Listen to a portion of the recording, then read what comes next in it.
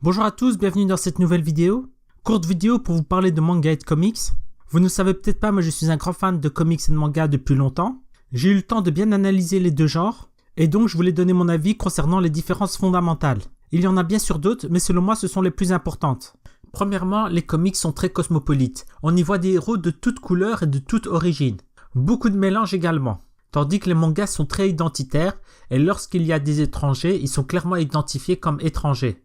Deuxièmement, les comics sont très féministes et très LGBT compatibles.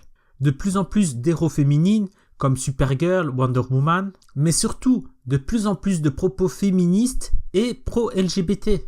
Tandis que dans les mangas, les personnages féminins ont souvent un second rôle, ou alors ce sont les victimes que le héros doit sauver.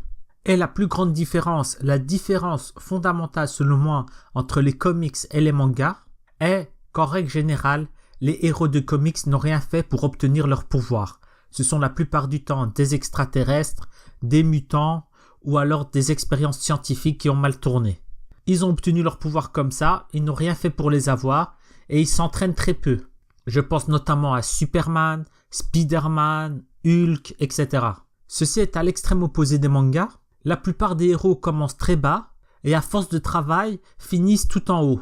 Je pense notamment à Sangoku dans Dragon Ball Z et à Naruto. À sa naissance, Sangoku possédait un faible potentiel de combat, c'est pour ça qu'il a été envoyé sur Terre, mais à force d'entraînement, entraînement avec Tortue Géniale, entraînement avec le Très-Haut, entraînement avec Maître Kaio, etc., il arrive à dépasser tout le monde et à surpasser ses semblables. Même chose pour Naruto, qui était le dernier de la classe à l'école des ninjas, et qui finit comme étant le plus fort.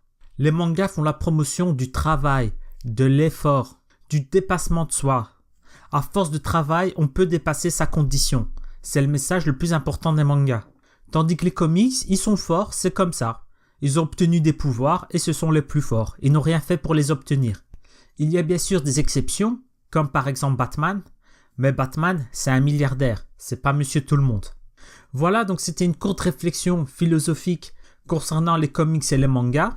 Si vous voulez réagir, n'hésitez pas à commenter. Si vous avez aimé la vidéo, n'hésitez pas à liker, partager et à me suivre sur les réseaux sociaux.